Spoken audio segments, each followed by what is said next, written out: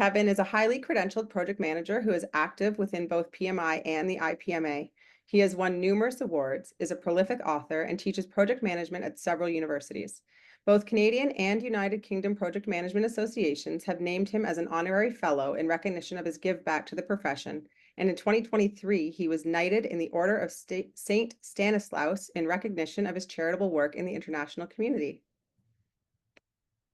Excellent. Thank you very much, Lana. That's great. I'd love to get started now.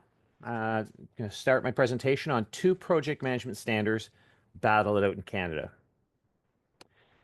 Project managers are rightfully confused.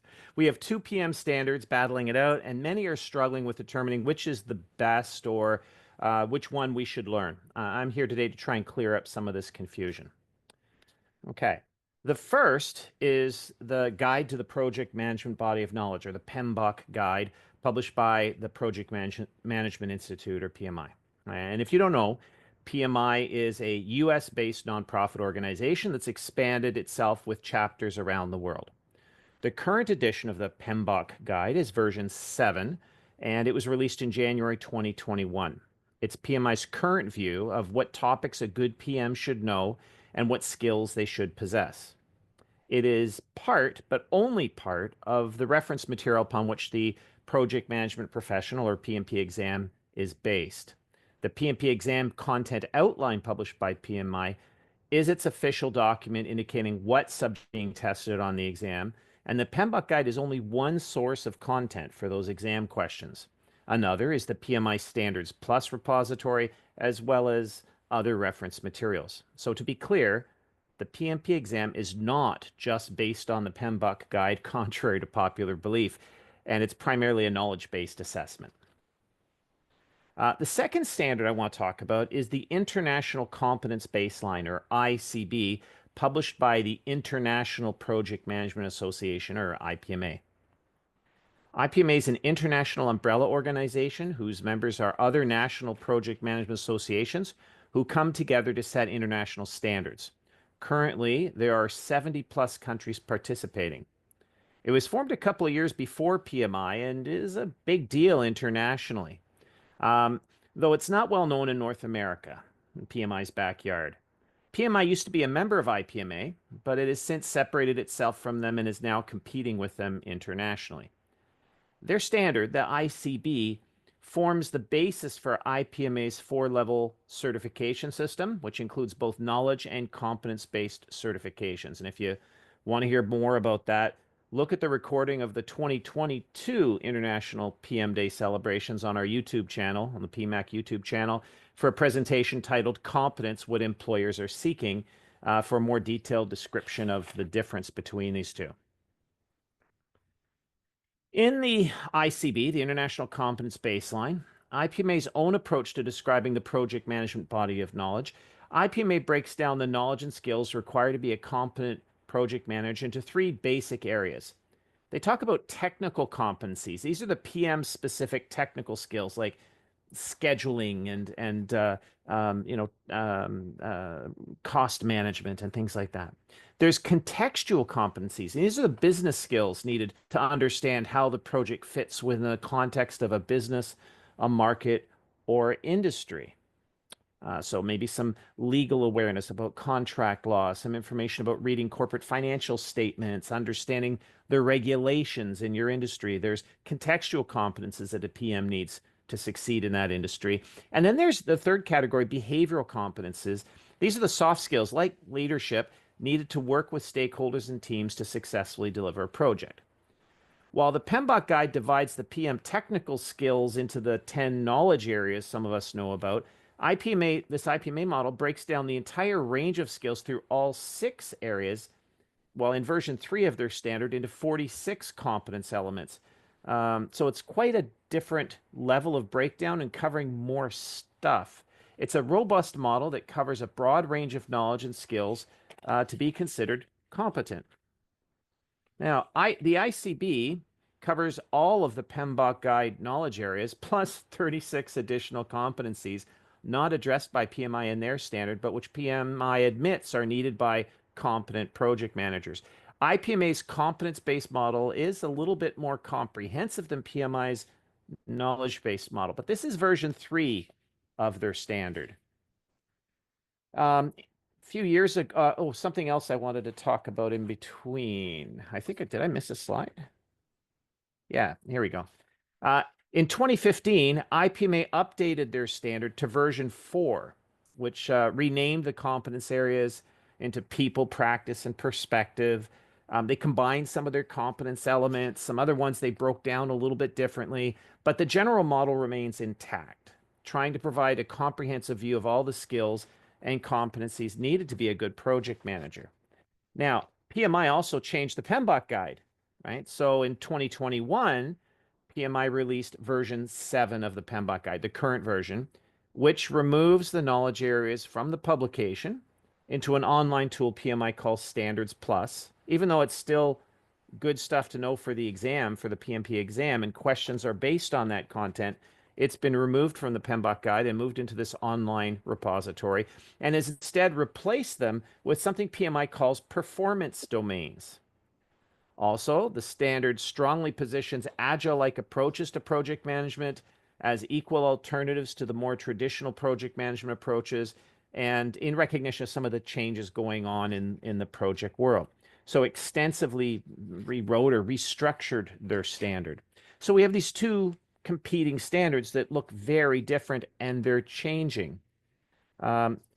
So we have these two standards. They've changed a lot over the years. The PMBoK guide, first introduced in 1996, has seen multiple revisions, right, with clarifications, additions, such as adding a 10th stakeholder knowledge area in 2008, the business analysis content beefing up in 2013, Agile starting to really appear in 2017, and this complete restructuring of the whole model within the document in 2021.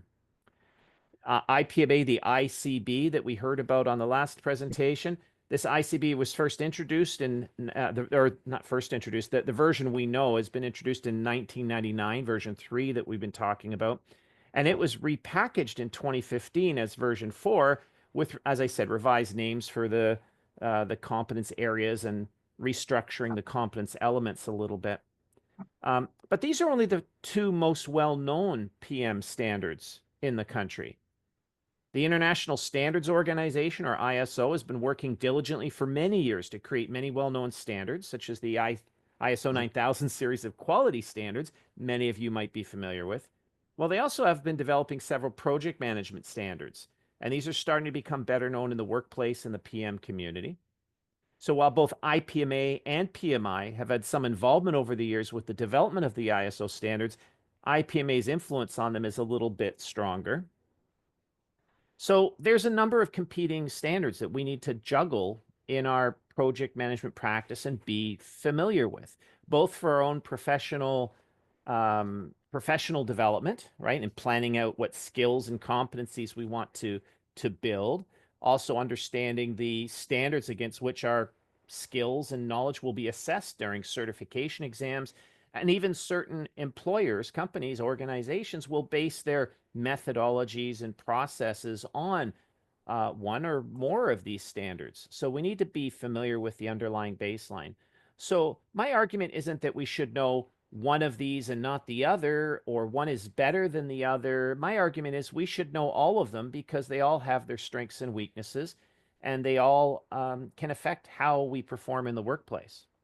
So in the theme of this presentation, which is looking to the future for this entire conference, look for a new version of the PMBoK guide maybe in 2025 or 2026, because PMI, if you can see the pattern, seems to release a new version of this every 4 or 5 years or so, right? So we're getting up there. So 2025 will be, we're hitting 4 years. So sometime in 2025, 2026, I expect there to be another version of the PMBoK guide likely released. ISO standards are making some updates, and they're making more frequent appearances in our workplaces. So get familiar with them, learn what they talk about and how they impact organization. And there's also standards around several areas of project management, including PMOs and project governance. So we should become familiar with these. Also take the time to learn version 4 of the ICB. If you only know the PMBoK guide, you should learn the other view of this because it will fill in some holes in your knowledge or how you're planning to structure your training and development as a project manager. Learn the ICB, especially version 4. Um, it's a more fulsome picture of the skills and competencies that you need to develop throughout your PM career. And as a bonus, the IPMA version of their PMBoK guide, this ICB they call it, is free. So you can go to www.ipma.world, go into their publication section, and you can actually download the standard for free if that helps. So you can get the document, take a look at it, and start to grow your thinking on this. This was just a short presentation to sort of fill some holes in people's knowledge. I'm open to questions now if people have questions for me. Hi, Kevin. It appears we have one question Sure. so far. Does the number of project management competencies seem excessive to you? I don't think so because the difference is when PMI looks at the PMBoK guide, they specifically say in the opening section of it, to be a good project manager, you need to know a whole bunch of stuff. You need to have PM specific knowledge and skills.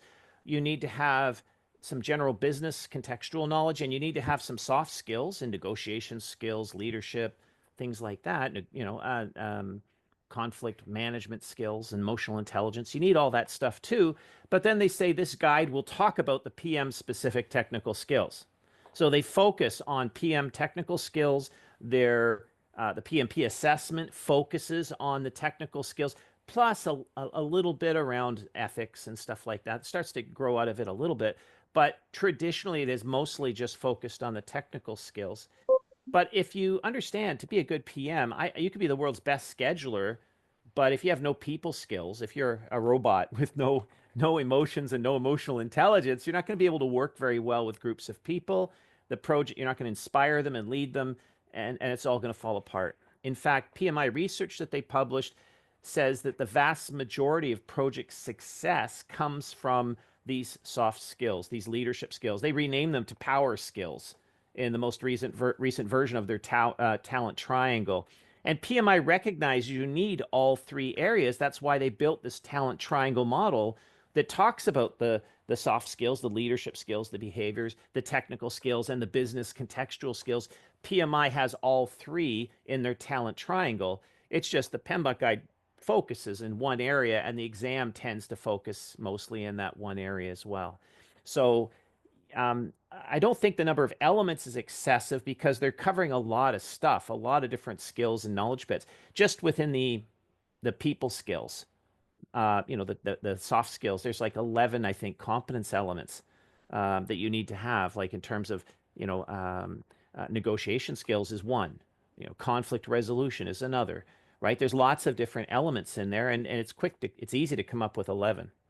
The PM skills, they break them down. Instead of the 10 knowledge areas that PMI has, they break them down more granularly into specific skills within that. There's not just one area called finance, financial management, cost management. It breaks it down into specific skills that you need to be able to have, right? Or just scheduling. Well, there's stuff within scheduling we can get more specific. So the IPMA model in the ICB is more granular, but it's roughly equivalent in that part. It just covers those contextual and behavioral skills as well. So I don't think it's excessive. I just think it's more granular. Yeah. We Good. have another More question questions? here. Yep. If you were a younger PM, where would you start when looking to build your knowledge?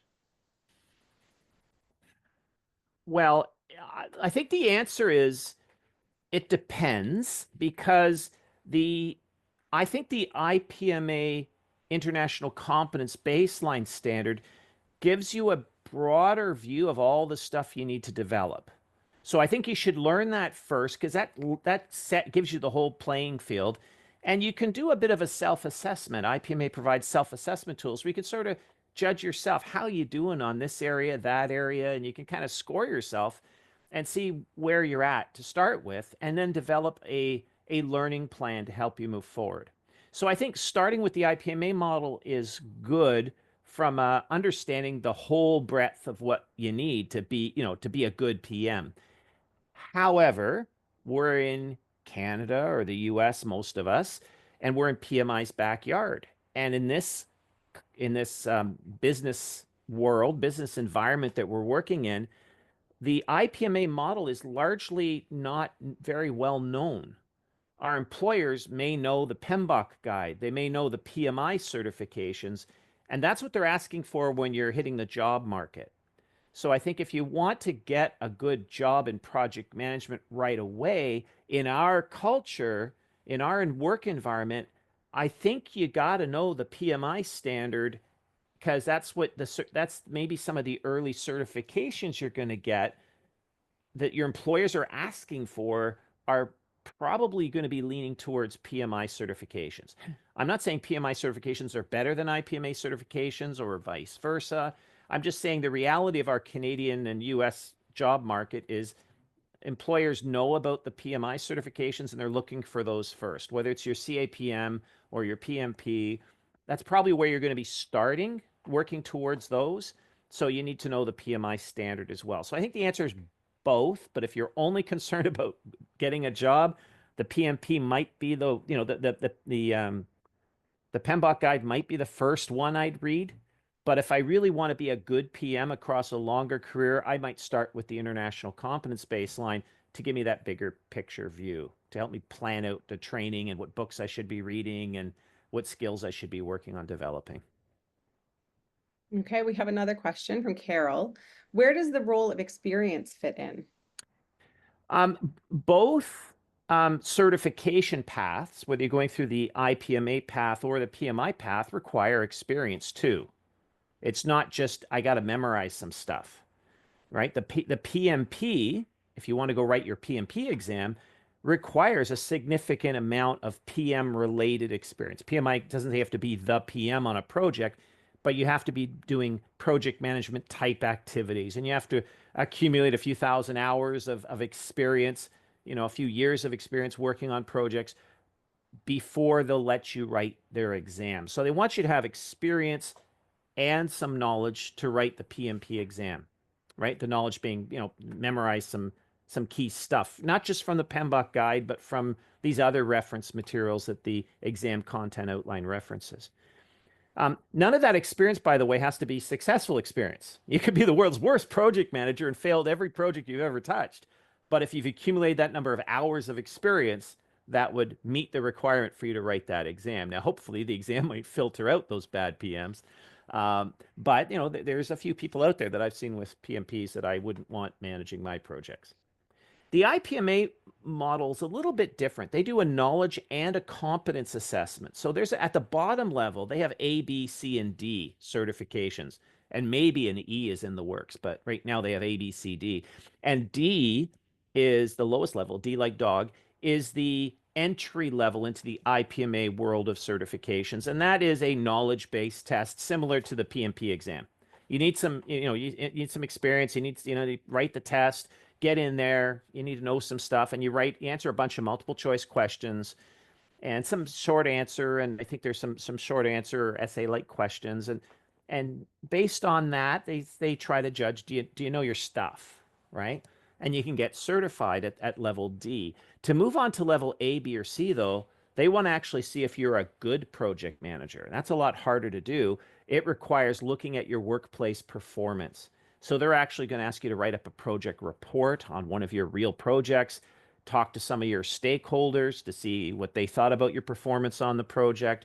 They're going to ask you questions in an oral interview to probe at different parts of practices of project management, see how you actually did them and if you were following best practices. And while they're poking at you with those questions about your project, they're also looking for demonstration of the soft skills as well. Do you have emotional self-control? Are you able to be persuasive in your discussion? Can you, so they're looking for a demonstration. Do you have presentation skills? They're looking for those things while they're doing the interviews. So it's a more comprehensive assessment. It's looking at are you good? Have you been successful? And are you likely to still be successful? From an employer's perspective, that's the one that I want to see in the candidates that I'm interviewing but it's expensive to get that certification. It takes more time to invest in preparing for all those interviews and submitting all these packages and the evidence that you were doing good project management. So they're two different paths. They each have their pros and cons, right? You want to get a job fast. In the North American market, the PMP is probably your ticket to a fast job, right? There's a shortage of PMs, and all the employers know what a PMP is and they're looking for it. If you want to have a longer, more nuanced career and move into the more senior levels of project management, I'd get into that IPMA path right away. It's not to say you can't start on the IPMA path. There's a starting entry into that as well. Similar to the PMP, you can start at the knowledge-based assessments and work your way up. But as you move your way up, they're expecting more and more experience and competence to be demonstrated. We have one final question from Suzanne. Do you think that the project management certifications are being diluted with the number of people with certifications without the knowledge of all the competencies?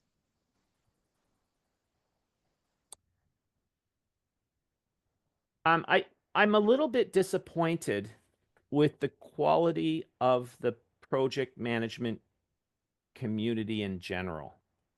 When I got my PMP back in the 90s, it was hard. It was a big deal. There weren't many PMPs around, and it tended to be the more senior, skilled people that had them. It was a big deal to find somebody with a PMP. And it generally meant that's probably a really good project manager.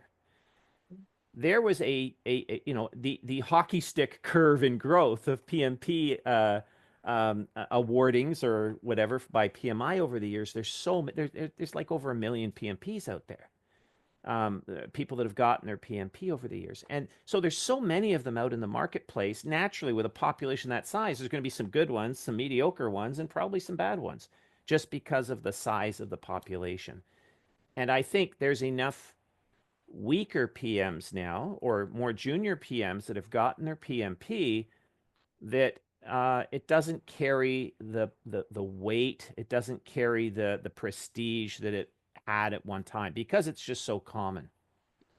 I wouldn't want to say they're a dime a dozen, but you could put out a job application and get 300 applications. All of them have their PMP.